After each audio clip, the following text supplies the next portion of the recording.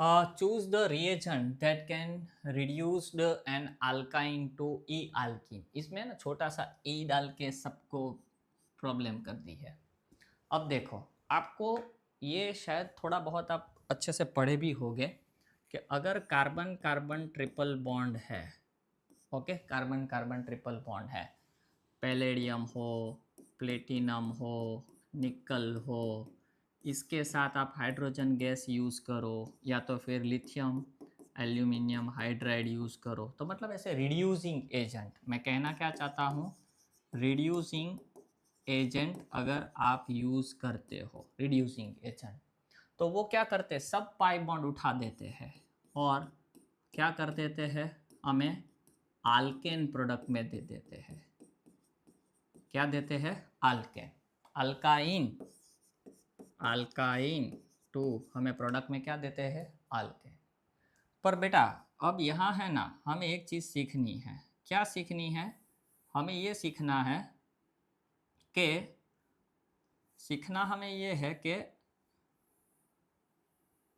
हमें यह कहाँ क्या पूछा क्या गया है, हमें ये पूछा गया है कि अल्काइन जो है, अल्काइन कौन सा ऐसा रिएजेंट है जो अल्काइन में से आल्कीन दे, पर कैसा आल्कीन, ये आप समझो।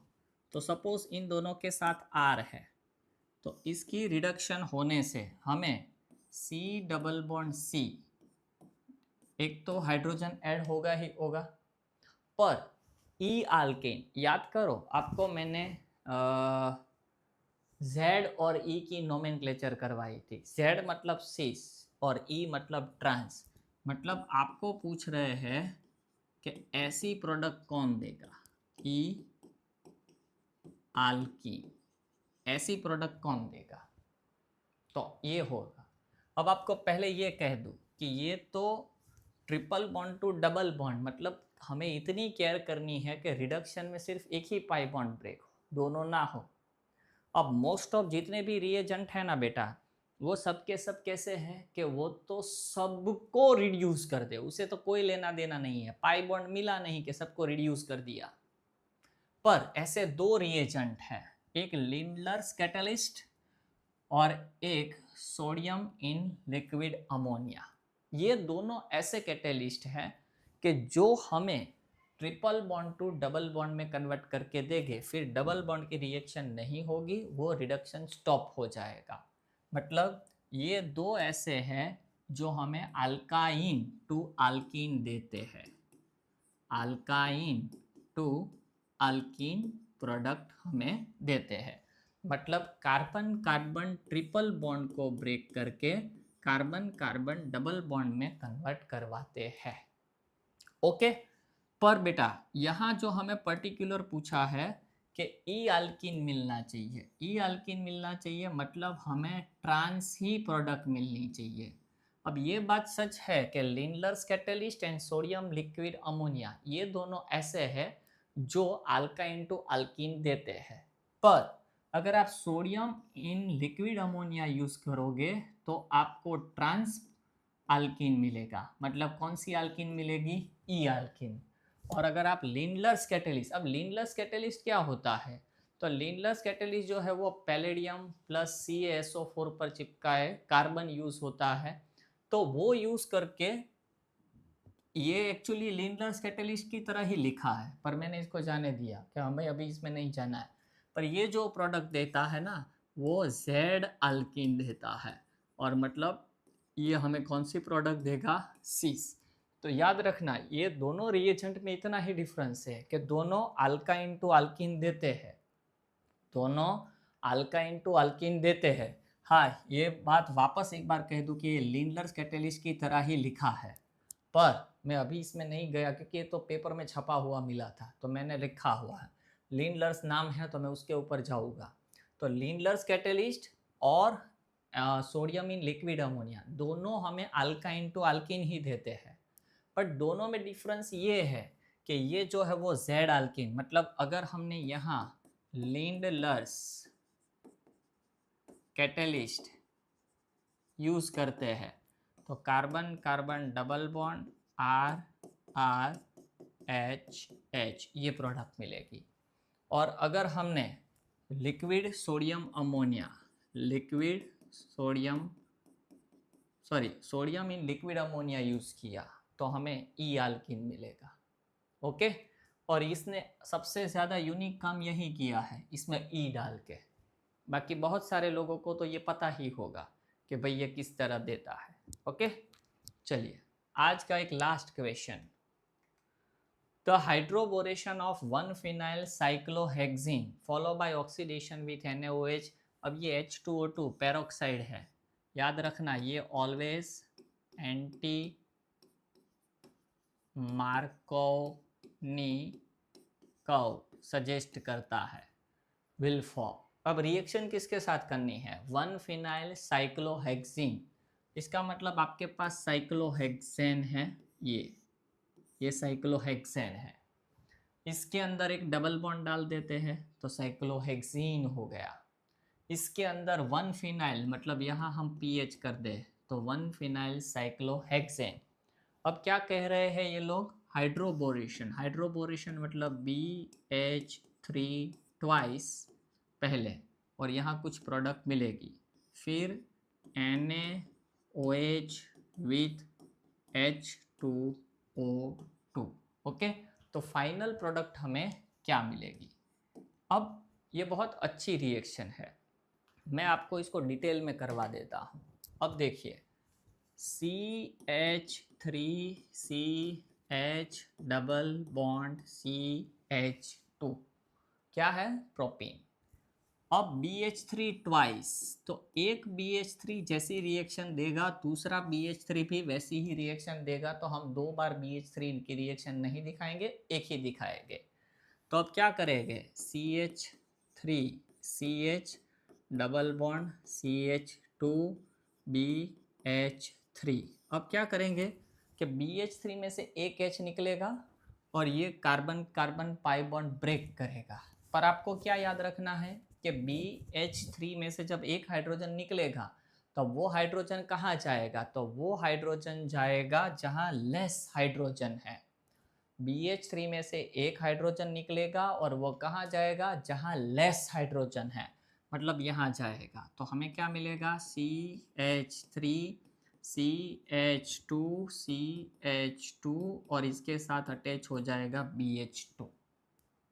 ओके, अब एक CH3 CH double bond CH2 ये हम लेते हैं वापस, अभी भी 2 हाइड्रोजन इसके पास से एक निकल के यहाँ लगेगा, तो हमें क्या मिलेगा? CH3 CH2 CH2 BH CH2 CH2 CH3 ये मिलेगा हमें। ओके, चलिए अभी भी है एक CH3 CH double bond CH2। अब बोरॉन के पास एक और हाइड्रोजन है तो एक बार और रिएक्शन होगी, CH3 CH2 CH2B CH2 CH2 CH3 CH2 CH2 CH3 मतलब ट्राई प्रोपाइल बोरेन हमें मिला। ओके, अब NaOH विथ H2O2 तो क्या होगा कि हमें मिलेगा 3CH3 CH2 CH2OH 3 मोल्स। क्यों 3 मोल्स? क्योंकि ये सब बॉन्ड्स जो है यहाँ इसके ब्रेक हो जाएंगे, ये वाले तीनों के तीनों। ओके, एक्चुअली ये ऐसे भी ब्रेक नहीं होते, पर 1.5 घंटे की मैकेनिज्म है इसकी, 1.5 घंटे की, और नहीं जाना है हमें, इसलिए। तो 3 मोल्स ऑफ अल्कोहल। अब आपको इसका शॉर्टकट कह दूँ, आपको शॉर्टकट से मतलब है, पहले तो ये रिएक्शन है हाइड्रोबोरेशन। क्या है? हाइड्रोबोरेशन। कैसे पता चलेगा आपको? फर्स्ट स्टेप में BH3 ट्वाइस और सेकेंड स्टेप में आपको देंगे NaOH विथ H2O2 मतलब पेरोक्साइड देंगे, तो ये हाइड्रोबोरेशन है। किसको फॉलो करेगा? एंटी मार्कोनी कर्व को फॉलो करेगा। तीसरी बात आपको याद रखनी है, इसमें आपको अल्कोहल प्रोडक्ट मिलेगी। क्या मिलेगी? अल्कोहल। और अब सबसे इम्पोर्टेंट चीज़ कि इसमें आपको कैसी प्रोडक्ट मिलेगी, तो इसमें आपको सीस प्रोडक्ट मिलेगी। तो यहाँ आप देखो कि हमने अल्कीन मॉलिक्यूल में ऐड क्या किया, तो एक हाइड्रोजन ऐड किया, है ना, एक हाइड्रोजन ऐड किया, और दूसरा हमने क्या ऐड किया? OH। पर दोनों किस तरह ऐड करना है? सीस के फॉर्म में। बस मेरी इतनी सी बात याद रखो। अब देखो, इसमें अप्लाई करो, ये पाई बॉन्ड को ब्रेक करो, एक जगह पर H ऐड करो। अब आप बोलो मैं H कहाँ ऐड करूँ? मैंने क्या कहा था? H कहाँ ऐड करना है? अब देखो ये वाला सीन, मैंने कहा था H कहाँ ऐड करना है? जहाँ लेस हाइड्रोजन हो, और यहीं ऐड किया था। तो आप देखो इसमें 1 2 3, यहाँ एक भी हाइड्रोजन नहीं होगा, यहाँ एक हाइड्रोजन होगा। तो अब हम हाइड्रोजन कहाँ ऐड करेंगे? इनमें से आने वाले हाइड्रोजन को कहाँ ऐड करेंगे? जहाँ पर लेस हाइड्रोजन, मतलब यहाँ ऐड करेंगे हाइड्रोजन और यहाँ ऐड करेंगे OH। तो इस तरह होगा, ये फिनाइल पाई बॉन्ड ब्रेक होगा, यहाँ ऐड करेंगे H और यहाँ ऐड करेंगे OH। पर किस फॉर्म में ऐड करेंगे? सीस फॉर्म में।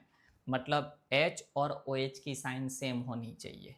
अब देखिए फर्स्ट में H और OH ऐड किया है, पर दोनों की साइन डिफरेंट है, और दोनों की साइन डिफरेंट है, तो ये हमारा आंसर नहीं होगा।